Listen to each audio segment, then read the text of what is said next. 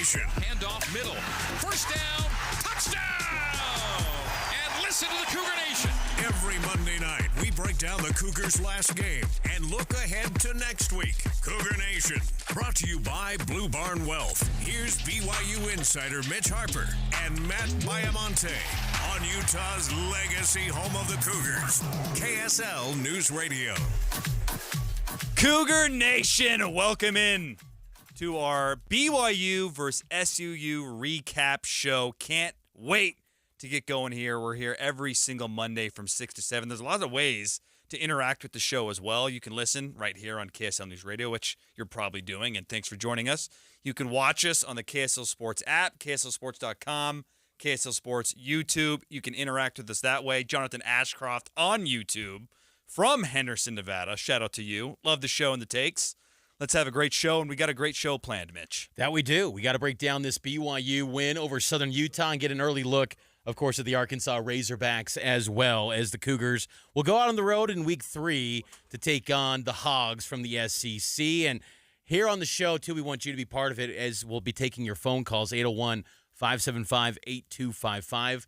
What are your expectations for this BYU game against Arkansas coming up? If you do get on the air, you'll qualify to be potentially the winner later on this month for the BYU Cincinnati tickets. So hit those phone lines, 801-575-8255. But right now, we got to jump into our takeaways from BYU's 41-16 win over Southern Utah. And takeaway number one, Matt, we got to start with Keaton Slovis. Oh, Keaton Slovis was great. That was, I think, the biggest takeaway is that he bounced back in a big way, showing what he can do in this offense led by Aaron Roderick. You got to love these stats, Mitch. 22 of 32, 348 yards, 4 TDs. Did have the pick, though if you watch that play live or have rewatched it, that clearly was a situation where they were dialing up a big play, probably a scoring play. The pressure got there, and it resulted in a pick. Did have the rushing touchdown as well. It was nice to see him put up these kind of numbers because you wondered, could he bounce back like he did in his freshman and sophomore years at USC? This was a great glimpse into what is possible with Slovis and this passing attack. BYU head coach Kalani Sitake on Keaton Slovis.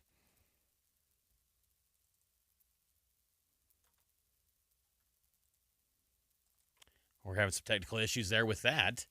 If you give him time to throw, then he can do it. The sad part about when he got hit, got the pick, I know where he was going for the ball, and I think it was going to be a big-time play for us. But we need to find ways to keep him upright because when he's there and he can throw and he can deliver the ball with the right timing, he's really, really good. We saw that a lot against SUU, and we needed to see it, right, Mitch? Because you and I think we feel the same way. A lot of the success this season will depend on Keaton Slovis. They need him to be a great quarterback. They need him to live up to the expectations that NFL scouts have. As someone who could become an NFL draft pick, I think we saw that potential against the T-Birds. No question. I think you got to factor in the opponent and the fact that he tore up that opponent. That shows you, gives you a proof of concept that Keaton Slovis can perform at a high level in this offense when given time, as Kalani noted. And I think that his ability to pass the ball, he's got a lot of velocity behind his passes. I mean, sometimes it was a little bit too much speed in the intermediate throws to Isaac Rex, but I liked what Keaton Slovis did in this offense. Now it's just a question of, does it translate to Arkansas? Does it translate against Kansas? That's going to be the big question moving forward, but it was a nice bounce-back performance after what was just not an embarrassing, but an underwhelming week 1 against Sam Houston. And to Sam Houston's credit, they were pretty good once again defensively in week 2 against Air Force. Their offense was terrible. Their offense it's is a bad. disaster. Yeah. But Slovis had a nice bounce back, and I think the passing game as a whole capitalized and put up some nice numbers in week 2. Takeaway 1, Slovis was great. What's your next takeaway, Mitch? 0 sacks. It's a bit concerning for BYU's defense. You go through 2 games and only 1 sack, and that 1 sack came on the opening possession of the season. And to not get any sacks against Southern Utah, I thought that was a bit underwhelming to me. And I think that's something that, they're seeing more pressure. They're bringing the blitzes. They're bringing more pressure to these opposing quarterbacks. They're just not getting they're not getting there to make that play happen. And that's going to be something that's critical for this BYU defense moving forward. You can't have, I don't expect a season where they're going to have only 15 sacks again. They're going to outdo that number, but time's ticking. You're already at the game 3, so it was a little bit worrisome to see 0 sacks against the T-Birds. Yeah, my bold prediction at the start of the year of having 15 sacks by the end of September, not looking good, Mitch. Here's what linebacker Max Tooley had to say about the lack of sacks. We saw tonight that the quarterback, he wanted to get rid of that ball quick, so when a guy's trying to get rid of the ball like that, it's going to be harder to get sacks, regardless of what we got going on. But we showed that we can hit the quarterback the last couple of weeks. So I think, yeah, just as we're all more in tune with the defense and getting into the swing of things, I think you'll see a lot more pressure, a lot more sacks on the stat sheet. I'm buying into that, what Max Tooley says, because I think, again, Jay Hill can drop some schemes, and I think that he can – dial up some pressure. It's just they got to have the personnel to get home and make those plays happen. And I still would say that Jay Hill's defense is still maybe a year or two away from having all the collection of personnel that he probably needs to have to execute his defense at a high level. But they are. I'm still buying stock on BYU's defense, though. Yeah. You want to see those sacks. That's an important piece. But as Kalani noted today, he'd rather see. He likes interceptions better than sacks. I was just going to say the positive side of this is that they are creating some turnovers, which is critical. I'm with Kalani. I'd rather have the picks. Yeah. I want it all, Mitch. I want the sacks. I want the picks. I want the fumbles. But it's nice to see that they're generating some turnovers, which is a good sign. Takeaway number 3. What say you, Matt? I hate to go down this route because when you win 41-16 and the offense, especially the passing attack, is looking good, but where the freak is the run game? I mean, outside of the second half flash of LJ Martin, this run game has been very disappointing. And when you put up 23 carries for 46 yards, you dip into the transfer portal, you land Aiden Robbins. We were expecting this to be not quite Algier workload, but at least 15 totes a game. He had 3. He had 3 carries for 6 yards. I don't see how this team, I don't care what number Slovis puts up, I don't see how you get to 6 wins if you cannot run the football. And look, Aaron Roderick said today, hey, they loaded the box, the safeties were low, it was hard to run. That's probably all true. He's smarter than me. But I'd still like to think that BYU can run the football on a team like SUU. No disrespect to SUU. But BYU's athletes are better at every single position, even when the box is stacked. Can we have an average better than 2 yards per carry? I am very concerned about the run game and specifically this offensive line. I have not seen the push. I haven't seen the holes. That was a glaring takeaway to me, Mitch. The 46 yards would not be a concern if this was against Arkansas and you won 41-16 against the Hogs. Right. But you're right, because the opponent being the T-Birds, you go, what gives? Because I get it that, hey, they're going to stack the box. You take advantage of the area that they're leaving some man-to-man opportunities, and BYU capitalize in that regard. But physically, you should be a lot better than SUU in the trenches, and they just were not that. Caleb Etienne, Kingsley Suamate-Ia was in and out. The offensive tackles have underperformed, yep. and some of the interior players too. I still believe you go to Connor Pay back at center. Yeah. I think that's a better fit for BYU when you're trying to identify the best 5 along that offensive line. Everyone is kind of in a different spot than they've been in the past. Get them to where they're at their best, and you keep Kingsley at the left. He's outstanding, but hopefully he's full go healthy this week against Arkansas. Caleb Etienne, though, has underperformed, and, Mike Gundy's being a little bit validated so far with how Etienne has played through the first 2 weeks. So BYU has got to get things right on the offensive line in the preseason. We talked about this on this same show. It's will they live up to the hype, and will they have that physicality up front?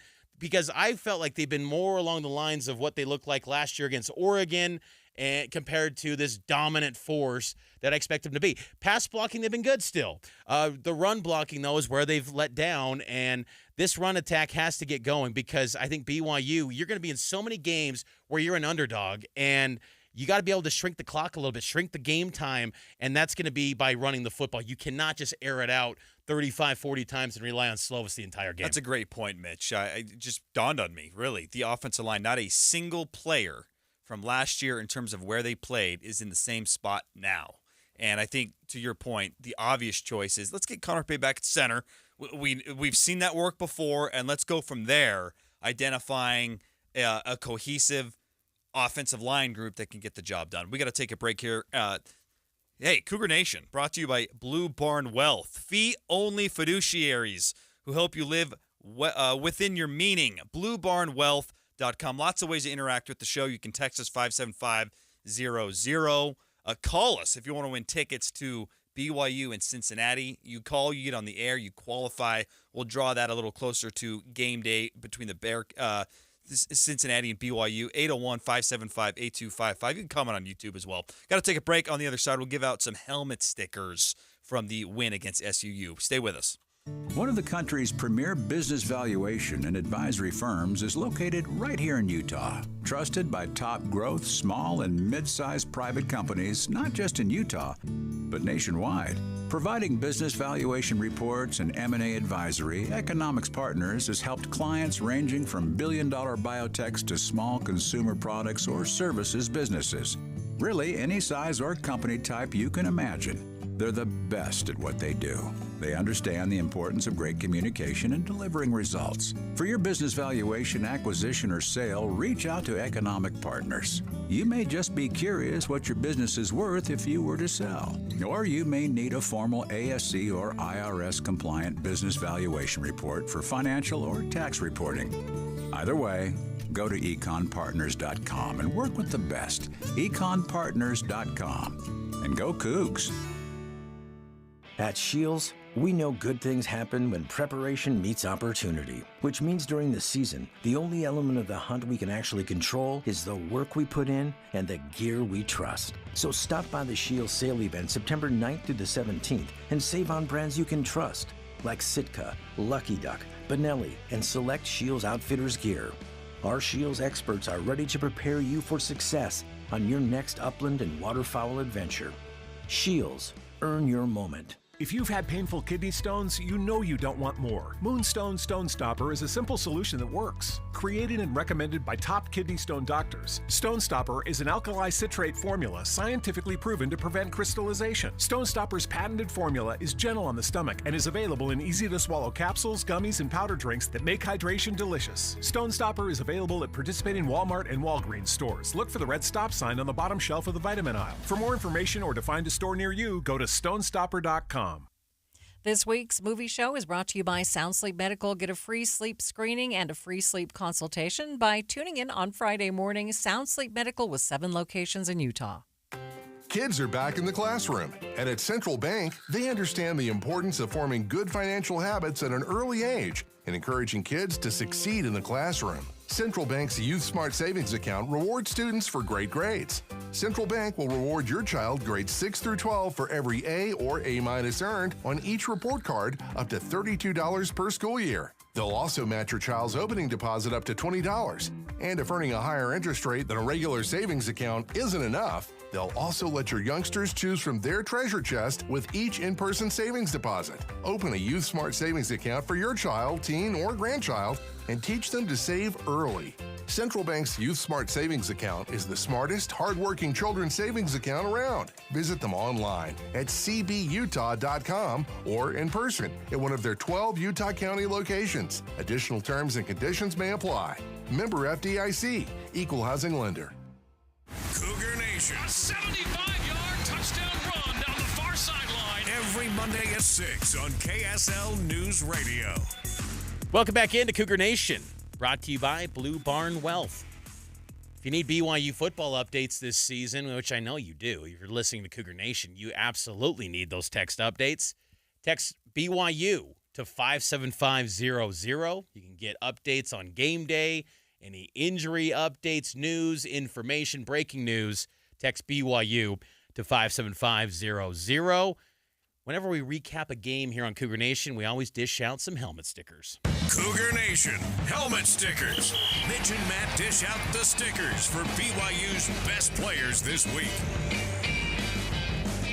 We do this every single week throughout the season, Mitch. It's just a fun little way to recognize some notable performances throughout the game. In a win or a loss, we're going to do this because, hey, you can still have a great game and a loss. So let's start with you. Where are you going with your first helmet sticker? Got to start off with Keaton Slovis. You know, he was on the list for Offensive Player of the Year or Offensive Player of the Week candidates for the Big 12 this week. I didn't vote for Slovis on that. I went with Quinn Ewers, who had that big win over Alabama. What did Quinn Ewers do? He took down I know, the Crimson Tide on the road. Look, but hey, yeah, Keaton Slovis had himself a nice day, and it was that great breakout performance. And I thought the picture that BYU football X'd out or posted out on X was pretty cool. Him and his dad. Again, Keaton's a guy that we're not cheering for people in this business, but you gotta like his story because you see what's happening at Pitt. They're struggling with Phil Jerkovic, and they were just talking smack behind Keaton Slovis's back and basically said, leave, please leave. And you kind of want this guy to have a cool finish to his BYU and college career and maybe have a chance to go to the NFL. So Keaton Slovis, job well done in week 2. Still a lot of work to be done, but it was a great performance that warrants a helmet sticker. No doubt about it, Mitch. And I loved his commentary afterwards, talking about his performance. I loved how he mentioned how much fun he's having playing with his friends. Here's his commentary on a big 65-yard pass to tight end Isaac Rex. That was probably one of the best throws I've ever seen in my time here. Rewatching, I was like, man, there was 3 guys, and Keaton put it in the perfect spot. For me personally, I was like, that is one of the best throws I've seen at BYU. It was a little tight, but it was very tight. Isaac and I were just watching the locker room, and he's like, I didn't realize the other guy was there. I was like, yeah, I was a little nervous, but it worked out. It's a big target, so it gives me a lot of room for error. You also heard Isaac Rex in that clip, and I'm giving him a helmet sticker, Mitch. I thought it was so nice to see Rex featured in the offense in the way that I think he is best suited for. There was a lot of intermediate throws. We just talked about that 65-yard grab. His touchdown catch was great, and it was a significant one. Tied Gordon Hudson for most touchdown catches as a tight end position. So next one for him, he's breaking a record. And it just feels like, hey, the tight end's a priority again. We're going to get it to him. Look, they targeted him a lot against Sam Houston. Didn't always connect. But I like that this passing attack is getting the ball to the playmakers. And that's what I prefer. At the end of the day, it's about a win. But if you can choose a style of play, get the ball to the playmakers. Lots of Chase Roberts, lots of Darius Lassiter, lots of Isaac Rex. That's what we're seeing in the passing game. And I love that Isaac Rex had not a coming out party because he's a household name, but it just felt like, okay, this dude is going to be a significant piece of the passing attack. Well, it was a coming out party post-injury, I think. I think it's by far his best performance since that injury a couple years ago in Los Angeles. My other helmet sticker goes to Camden Garrett, Weber State grad transfer, stepping in at the starting cornerback position, and he gets an INT, comes up with a pick. Him and Eddie Heckard, Jacob Robinson, a very good trio for BYU at cornerback. And Camden Garrett was lesser known than compared to the other two that I mentioned. But Garrett has stepped in and been a difference maker for BYU. And, General Guilford said he loves his physicality at the line of scrimmage. These 3 guys have given BYU the luxury to play a lot of man press coverage. They've tested BYU's wide receivers as well, which I think will be an interesting dynamic to see how BYU's receivers fare against man press against Arkansas, who likes to be very aggressive as well with their defensive package. But Camden Garrett's been a nice addition for BYU out of the portal. These are the type of FCS transfers that you want, leveling up, want to be on a bigger stage, highly productive players. I was a bit surprised that this was his first career INT throughout his whole college career, but Garrett's been a good one for BYU and well-deserving of a helmet sticker this week. He had a really nice performance. Well done by Camden Garrett. Before I get to my final helmet sticker, we're taking calls 801-575-8255. If you get on the air, you'll qualify for tickets to the BYU and Cincinnati football game. And any thoughts you have on the SUU game, we'd love to hear your commentary on that. And then also a little later, thoughts on the Arkansas game. How confident are you that this team can go down and avenge that loss from last year? So 801-575-8255. My final helmet sticker, Mitch, it's going to go to the special teams. We got a little bit of a joke on Cougar Sports Saturday. That's another show you and I have every single Saturday, noon to 3, right here on KSL News Radio. And this Saturday, we got an extended pregame starting at noon, going for 3.5 hours. Yes. Getting you ready for it's a huge football game because we're going to learn if this team is up to the challenge of having a good debut in the Big 12 or not, because it's just hard to really test that against SUU and Sam Houston. So we'll get that going at noon this Saturday. I'm going special teams. Marcus McKenzie, this freshman, man. I am really impressed with his grit, his determination. He's not the only one. There's like Harrison Taggart, I think, falls into this category as well, just balling out on special teams. But McKenzie, he's reminding me of Daniel Sorensen a little bit on punt coverage team. Just relentless. He always seems to beat his guy off the line of scrimmage, making plays. Like this dude, sometimes you hear coach speak, this guy's going to be a good player down the road, and it doesn't pan out. Because we heard that about Marcus McKenzie from Jay Hill in fall camp. And now you're seeing it on game days. It's like, okay, this dude is going to be a legit defensive back for BYU in the very near future. Fun to see him ball out, and he's made a difference on special teams. 10'5", 100-meter guy coming out of Pineview High School. One of the fastest track athletes out west in his graduating class. And, Kalani noted in the postgame on Saturday that he's got a twin brother, Dominique McKenzie, who's serving a mission for the Church of Jesus Christ of Latter-day Saints. He comes back next year. You're going to have both these guys that have 10'5", 10'6", 100-meter times, helping BYU in the secondary and also, of course, on special teams. But Marcus McKenzie might be the most discussed gunner of all time in BYU football. I mean, there's been a few over the past recent seasons that have been good gunners. I think Zane Anderson was a pretty good one as well. You noted Daniel Sorensen. But Marcus McKenzie, what's making him a storyline is the fact that right when the punt is caught by the punt returner, McKenzie's there, and he's outrunning some of the punts from Rico. It's impressive to see, and I'm curious now to see how these opposing teams, like in Arkansas, like Kansas coming up, how they actually game plan for him on punt team. I mean, it's kind of the third phase of the game. It is a legit weapon between Rico and Marcus McKenzie. Through 2 weeks, these two might be the best dynamic duo that BYU has this season. Those guys have been impactful. Maybe that's a bad thing because BYU's punting the ball so much, but still, it's good to have a nice piece like Marcus McKenzie who can help in a variety of ways for BYU. We're getting some calls, 801-575-TALK. Let's go to Paul from Orem. Paul, what do you got for us, man? Hey, I'm just kind of wondering, watching the game, do we have it feels like we have the personnel on the line, but are they just not getting the right assignments and making the gaps for the runners, or what are we seeing on that? I think some of the zone blocking, BYU was previously a wide zone blocking team with Jeff Grimes, and some of that's shifted under Darryl Funk.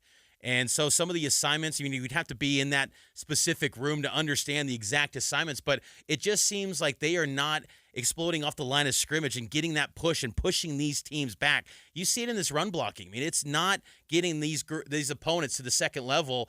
And BYU's offensive line, I don't think it's been physical for the past few years since Jeff Grimes left for Baylor. I think they've underperformed in recent years. I think I even heard in an interview, Trevor Matich, it was on BYU TV, he was saying something like, they've underperformed. And I agree. Yeah. I feel like BYU's offensive line, every single year we talk about these guys being maybe some of the best ever.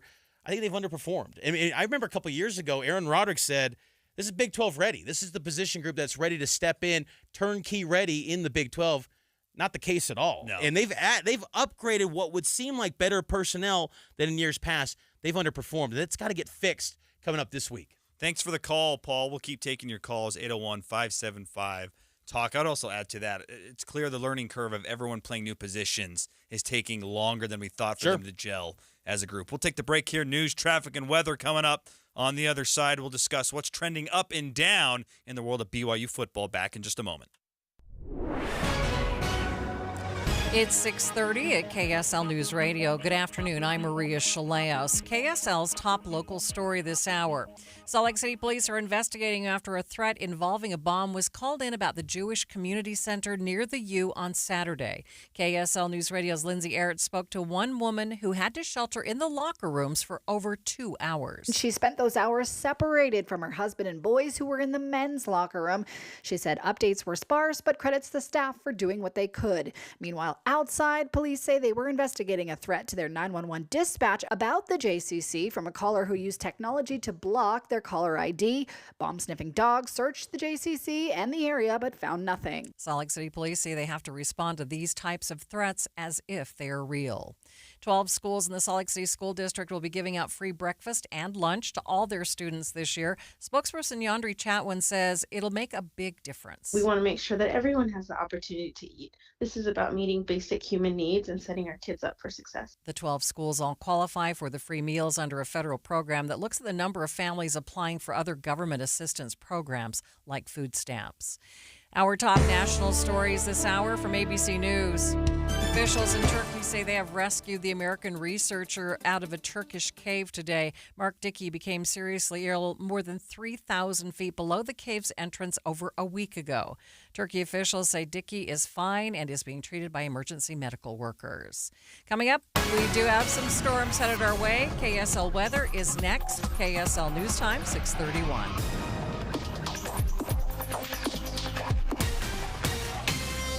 Some days I cover up because of my moderate to severe plaque psoriasis. Now I'm hitting the road with clearer skin thanks to Skyrizi, risankizumab Riza, a prescription-only 150 milligram injection for adults who are candidates for systemic or phototherapy. With Skyrizi, 3 out of 4 people achieved 90% clearer skin at 4 months. And Skyrizi is just 4 doses a year after 2 starter doses. Don't use if allergic to Skyrizi. Serious allergic reactions and an increased risk of infections or a lower ability to fight them may occur. Before treatment, your doctor should check for infection and tuberculosis. Tell your doctor if you have an infection or symptoms such as fever, sweats, chills, muscle aches, or cough, or if you plan to or recently received a vaccine. Thanks to Skyrizi, there's nothing on my skin, and that means everything. Ask your doctor today about Skyrizi, the #1 dermatologist prescribed biologic in psoriasis, and visit skyrizi.com or call 1-866-SKYRIZI to learn more. Home is where the heart is. It's also where the office is, the school is, the restaurant is, the stadium is. Basically, your home is now the center for everything. So right now might just be the perfect time to upgrade your living space to one that has, well, a little more space. If you've been thinking about building, with home prices leveling out and material costs coming down, right now may be the perfect time to start building your dream home. Let the construction loan experts at Golden West Credit Union help make building your dream home a reality with a convenient low-rate construction loan. We also offer one-time close options so you can secure your construction loan and mortgage conveniently at the same time. Get a personalized rate quote right from the comfort of your own home or with a lending expert at any Golden West branch, or apply in minutes online today at gwcu.org. Golden West Credit Union, Equal Housing Lender, NMLS number 440574. We'll take care of you. What happens if you become too ill to make medical decisions on your own? Set aside time to designate a healthcare representative who can make future medical decisions for you should you become incapacitated. Put those wishes in writing by creating an advance directive. You can find advance directive forms in English and in Spanish at intermountainhealth.org/advance directives, or in the Intermountain Patient Portal, My Health Plus, or on the Utah Council on Aging website. Brought to you by Intermountain Health and KSL News Radio. This autumn, fall for the KSL hosts who share this community with you and report on Utah's most important stories. Depend on Tim and Amanda, mornings from 5 to 9. Listen to Dave and Dejanovic at 9, Boyd Matheson at 1, and Jeff Kaplan on the ride home from 3 to 7. We have you covered at KSL News Radio. Traffic and weather together. It's brought to you by Granite Credit Union's new Dividend Plus checking account. Let's check in with Mark Jackson. KSL Traffic Trooper Steve calling in a small fire and some grass along Bangerter Highway. This is affecting westbound traffic about 4th West. Now, I'm seeing delays on the sensor boards. Southbound I-15 heavy Murray to Sandy, then through Draper. Northbound's a little bit of leftover volume through South Salt Lake. Utah RV Super Show at Mountain America Expo Center in Sandy, September 14th through 17th. Get information and discount passes at UtahRVSupershow.com. KSL Traffic Center, I'm Mark Jackson. A little cooler tomorrow with a 10% chance of showers, a 30% chance by Wednesday and Thursday. 86 degrees at KSL News Radio, 102.7 FM, 1160 AM, and KSLNewsRadio.com, your all-day companion for news. Cougar Nation. Touchdown, Cougars take the lead. Every Monday at 6 on KSL News Radio. Coming to you live here in downtown Salt Lake City at Broadcast House. Mitch Harper, Matt Baiamonte. We're watching some Monday Night Football, and I bring this up because it's Jets-Bills. Breaking news. Did not expect this to happen. Drive number 2, Jets quarterback Aaron Rodgers goes down with what appears to be an apparent leg injury, that means it's Zach Wilson time again in Gotham. So we'll keep tabs on that, but Zach Wilson in the game already. He's left the sideline. So he was on a cart for Aaron a Rodgers moment. left the Aaron sideline, Rodgers. Now he's limping back into the tunnel. Does not look good. Obviously, we don't know the full extent of the injury, but the Aaron Rodgers excitement that wore off quick. Jets are a cursed franchise. I can tell you that much. We'll see how Zach does. All the mentoring and tutors kind of learning from Aaron Rodgers. We'll see Rodgers how that goes. I said Aaron Rodgers. How it goes for Aaron Rodgers. Zach Wilson It's going with fine Aaron Rodgers. for Aaron Roderick, and that's maybe a good segue to this next segment. Cougar Nation, trending. What's trending up and what's trending down this football season? I'll start things off to keep true with the segue, Mitch. Okay. Trending up for me, Chase Roberts as number 1 wide receiver. Ooh, okay. Led the team in receptions yet again, and he's become a reliable intermediate and short game target. Remind me a little bit of how they used Neil Pau'u 2 seasons ago in that 2021 year, that first year under Jaron Hall. And I've been really impressed with his game. I think that chemistry that we saw in spring football, we've heard about it off the field. It's clearly translating on the field. And look, Chase Roberts has a great skill set, highly recruited guy. You'd love to see him turn into that. And so far through 2 games, just in terms of sheer receptions, he's looking like wide receiver 1. Now it's a deep group. It's not just going to be him, but I've really liked what I've seen between him and Keaton Slovis. Sam Pittman, Arkansas head coach, gave some high praise to Chase Roberts as well. I think you're definitely right that Roberts is emerging as that top receiver for BYU. For me, what's trending up for BYU, I will say the run defense. They're 10th nationally, giving up only 61 yards per game. Again, you got to factor in the opponents, but still, they took care of business as they were expected to do against Sam Houston and Southern Utah. That was not the case last year. You could have trotted out a terrible Stanford. I've seen BYU struggle against Georgia Southern stopping the run. BYU stopping the run the last 2 years was not happening. Yep. COVID year, they were great, against a weaker schedule, and they were top 5, I believe, nationally that year. But the last 2 years, they couldn't stop anyone on the ground. And to just, again, see that impact that Jay Hill's making, I'm going to buy in to the trending up of the run defense being 10th nationally. They'll have a game or two, but where they probably give up some yards. But I just feel like they are going to be stout up front. That interior of the line with Jackson Cravens, Nisa Mahe, it hasn't got much headlines through the first 2 weeks, but it's been a very underrated piece to BYU's success through the first 2 weeks. Let's do our trending down. What's one area that we're a little down on right now? I'll start things off. We've already touched on it quite a bit, but the offensive line for me is trending down, and it's sad because you look at the talent, you look at the games started by a lot of these players. Like Caleb Etienne started all of last year for Oklahoma State. So did Kingsley. So did Connor Pay played it in a lot of games for BYU last year. Waylon Lapuaho started all the games for Utah State, and the chemistry just hasn't been there. And I feel like we've seen enough to where there's got to be a change made. And I think the first string to pull on is Connor Pay back to center. He knows the offense maybe better than any lineman in the group. He's played the most in BYU's offense of this group. He's been someone who did all the snaps with Keaton Slovis in spring football, so there's some continuity there with the quarterback. I have not seen it yet where this group is gelling. Because you go back to that, you just mentioned the COVID season, and instantly what flashed in my mind, Mitch, was that Navy game where you're like, geez, this offensive line is like another level. They were and look, Navy wasn't any good, but all throughout that year, you could rely on that offensive line to get push in the run game. That was the breakout year for Algier, and it wasn't just Algier. He's great, but that line was good too. There's enough talent. We kept hearing it. There's 7 or 8 playable guys.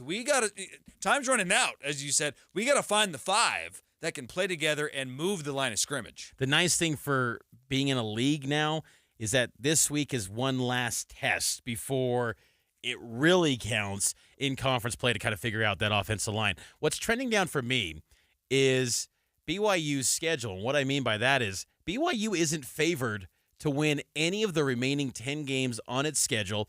That according to ESPN FPI. BYU is an underdog in the remaining 10 games this season. They got a 22% win probability against Arkansas.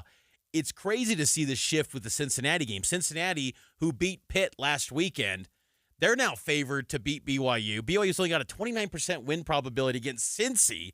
Didn't see that coming heading into the year. So BYU, potentially as of today, an underdog in the remaining 10 games. Wow. Pretty wild to think. Now, things can change. You get one win against Arkansas. That's going to skew the numbers a bit, but there's never been a season. I feel pretty confident in saying, looking at the history of BYU football over the years, there's never been a season where BYU's staring down 10 straight weeks of maybe being an underdog or at best a 50-50 toss-up game. You probably got to go back to the days of, Giant Romney? I mean, you got to dive in big time. I don't know if there were odds back then. I don't know if there was some wise guys in the desert back then running those sort of things. But BYU projected to be an underdog by ESPN and FPI in the last 10 games. We're taking your calls, 801-575-TALK. That's 801-575-8255. And if you get on the air before the BYU-Cincinnati game, you are automatically entered in to win tickets to that game. And let me tell you right now, these are good tickets. So if you're at home, if you're wavering, I don't have tickets. Do I want to go? I'm scared to get on the air. Just call us. We're not that intimidating, I promise. We'll speak for yourself. I come off as very intimidating. I'm sure. I have a very mean scowl. That's why it's a phone call, so they can't see our faces. Hey, we got a call. Watch on YouTube. We got a call right now. Andy in Utah. Hopefully not Utah City, as that city hasn't been built yet. But Andy, what do you got for us on this Arkansas game? Guys, you made me all nervous with that ticket talk. I'm all nervous now. I'm looking forward to the Arkansas game. I'm tired of us going down to SEC country and laying eggs. The thing that I want to see is the downfield blocking by our wide receivers of yesteryear. We watched the SUU game. Isaac Rex is rumbling down the field. It felt like he was running for 10 minutes and nobody got up there to lay a block for him to get him to the end zone. I want to see some more of that. I thought the same thing, actually, on that. I'm like, can Chase Roberts lay a block here for Evans to get this dude in? I think the good news on that front is BYU's best run-blocking receiver came back last week. Keanu Hill, I think, is the best run-blocking receiver. Aaron Roderick has said as much, that he sets the tone in that department. It's a great point because you need everyone blocking, but I thought that the run blocking for the receivers was pretty good against SUU. I just felt like there was no openings at the line of scrimmage. When you're constantly getting met at the line of scrimmage, it's hard to get to that next level. But it is a good point, Andy, that, look, it's got to be a team effort. The wide receivers got to be doing it, and the line's got to step up too. 801-575-8255, 801-575-TALK. Hop on board with us, chat with us, give us your thoughts on the Arkansas game or whatever's on your mind about BYU football. If you hit the air, you'll qualify to potentially win tickets to the BYU-Cincinnati game. We got to take our final timeout. We'll get to more of your phone calls. Also, text us 57500. Get to some of your texts as well. It's Cougar Nation here on KSL News Radio, and it's always powered by KSLSports.com. One of the country's premier business valuation and advisory firms is located right here in Utah. Trusted by top growth, small and mid-sized private companies, not just in Utah, but nationwide. Providing business valuation reports and M&A advisory, Economics Partners has helped clients ranging from billion-dollar biotechs to small consumer products or services businesses.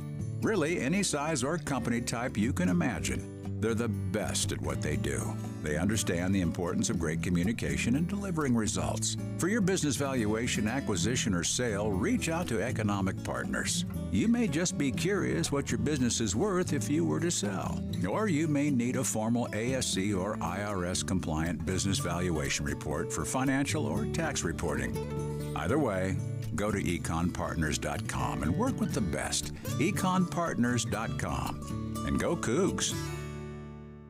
Tim Jr. here from RGS Exteriors to tell you about our 10-year everything guarantee.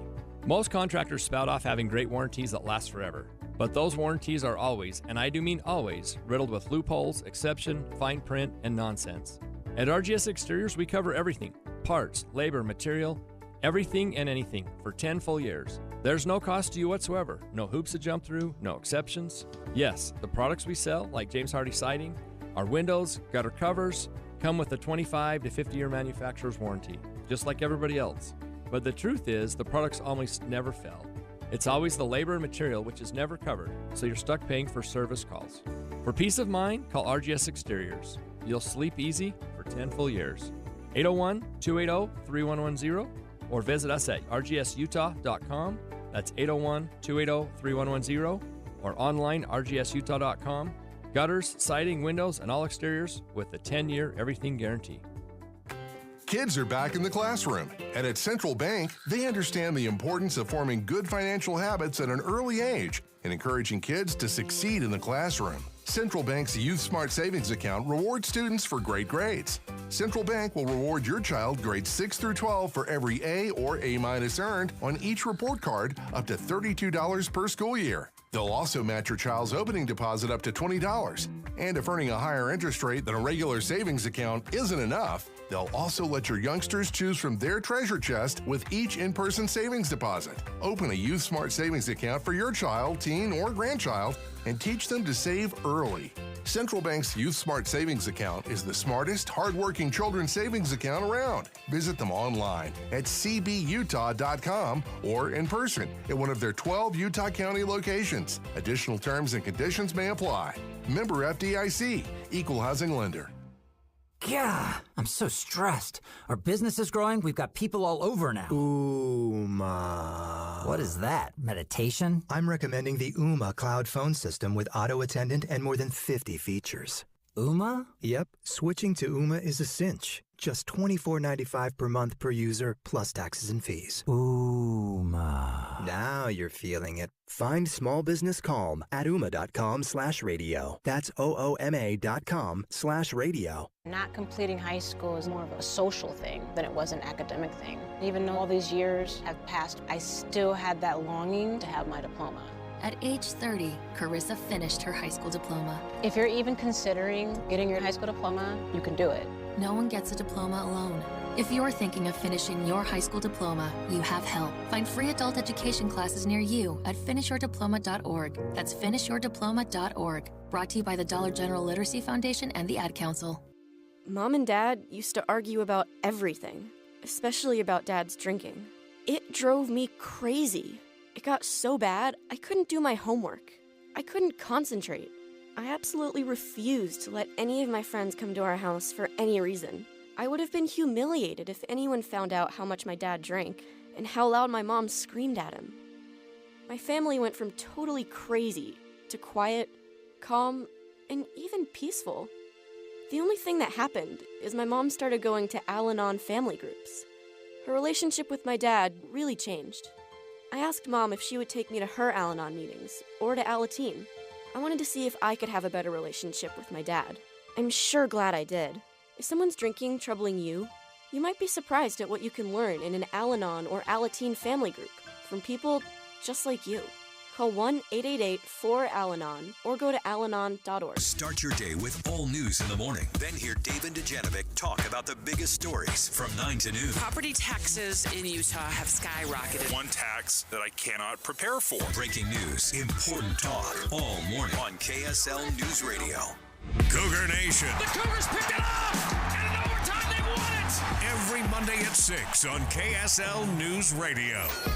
We weren't expecting to talk Jets and Zach Wilson, but seeing all these Jets fans just depressed at MetLife in Monday Night Football.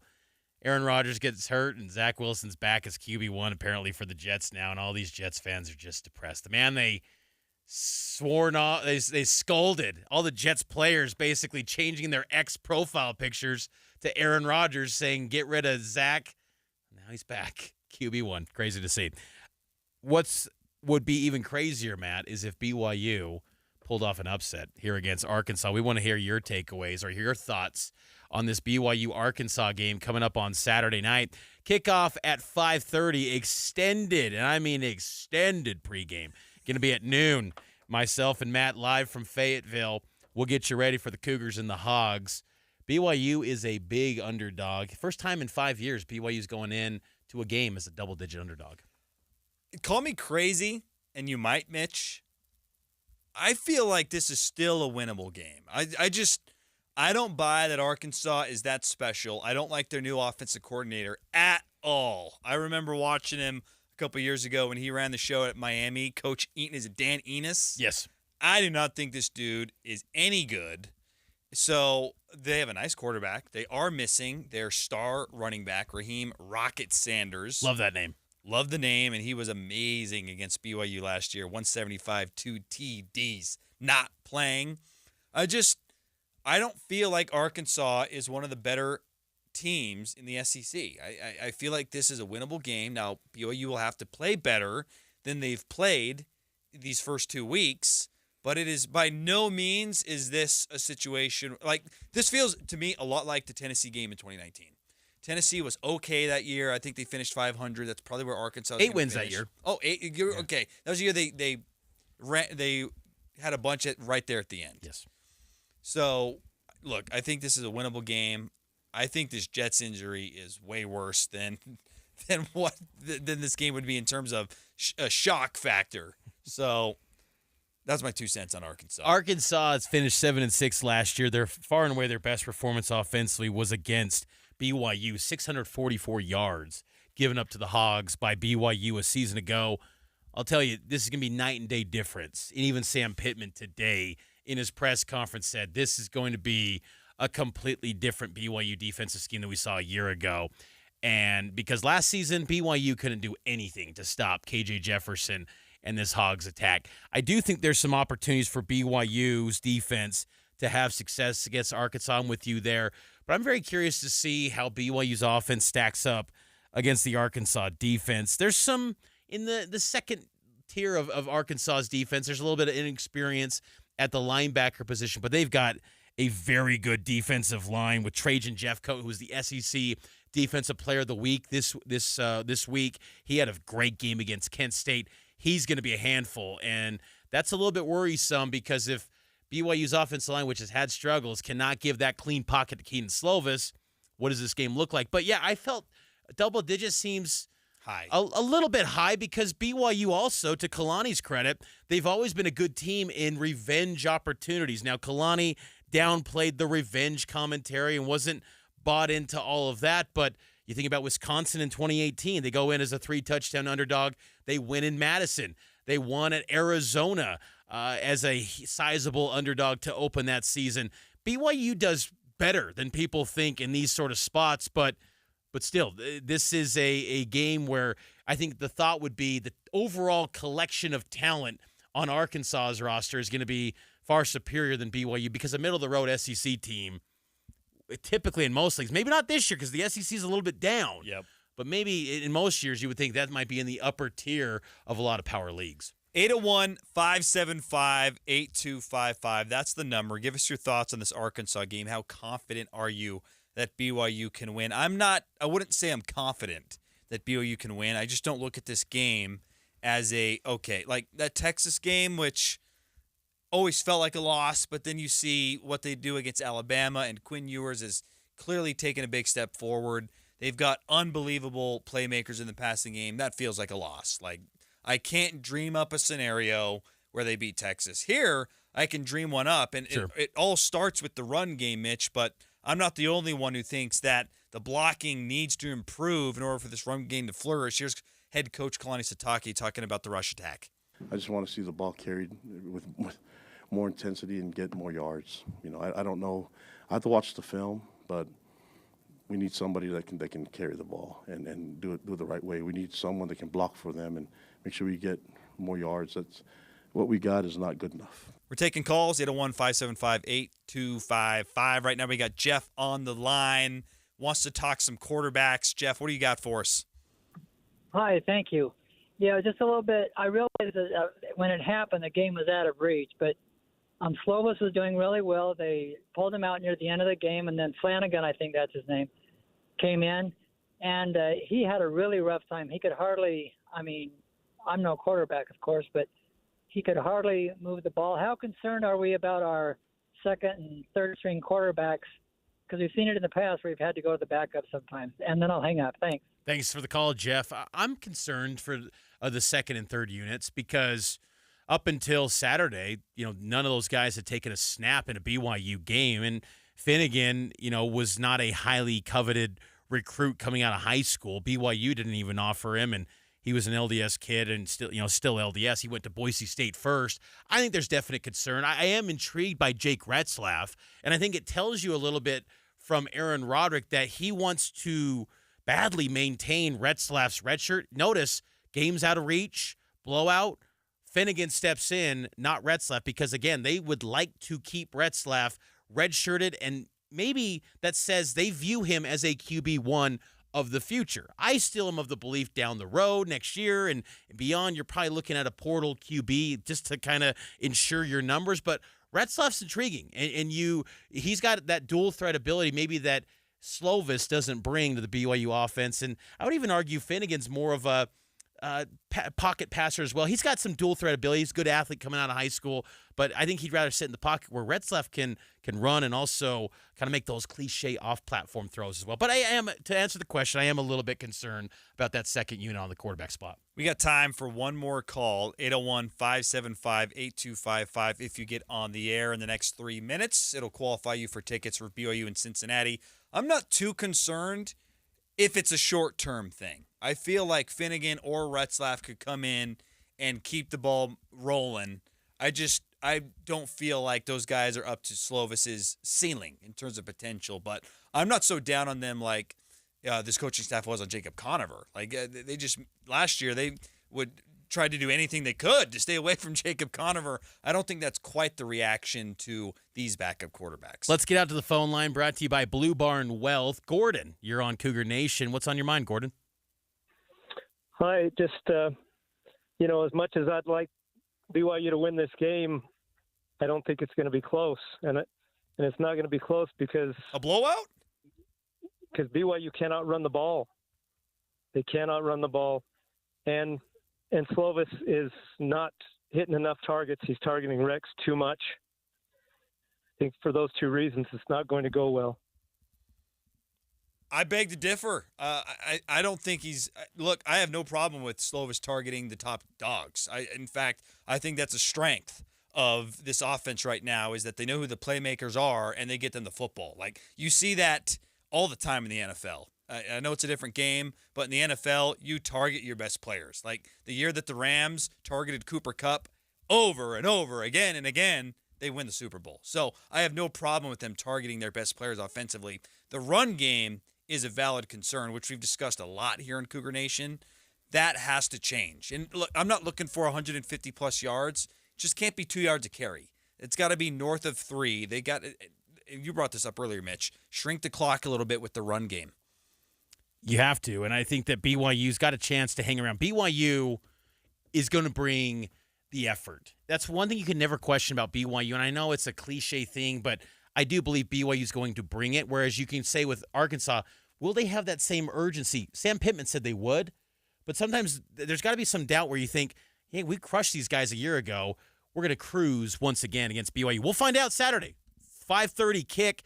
Pregame, extended pregame gets started at noon. Myself, Matt Baiamonte here to my right. We'll be live in Fayetteville having you covered here on KSL News Radio and KSLSports.com. All right, we're going to sign off for Cougar Nation every single Monday, 6 to 7. We'll be back next Monday, and as you mentioned, extended pregame coming your way. Don't want to miss it. Join us each and every Saturday on Cougar Sports Saturday. We'll see you soon. KSL FM Midvale, KSL Salt Lake City.